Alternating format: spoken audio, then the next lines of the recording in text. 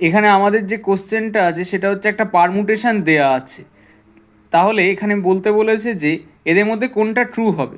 তাহলে এখানে নিশ্চয়ই আমরা বারবার এই পারমুটেশনটাকে কম্পোজিশন করে করে দেখব না, সেটা করা সম্ভব নয়, তাই তো। তাহলে এক্ষেত্রে আমাদের কি করতে হবে, যে পারমুটেশনটা দেয়া থাকবে, ঠিক আছে, সেটাকে ডিসজয়েন্ট সাইকেলে করে নিতে হবে। তাহলে প্রথম ডিসজয়েন্ট সাইকেলটা কি হবে, 1 2-এ যাচ্ছে, 2 3-এ, 3 6-এ, 6 1-এ, তাহলে কত হবে 1 2 3 6।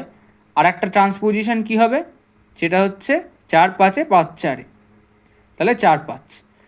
তাহলে আমাদের যে অর্ডারটা হবে এখানে, মানে এফ পারমুটেশনের যে অর্ডারটা হবে সেটা কত হয়, এটাই হচ্ছে শর্ট ট্রিক। সেটা হচ্ছে এলসিএম অফ 4 আর 2। 4 আর 2 লসাগু করলে 4ই হয়, তাহলে f⁴ ইকুয়ালস টু আই। মানে এটা হচ্ছে আমাদের কি, order of the permutation, order of the permutation, ঠিক আছে।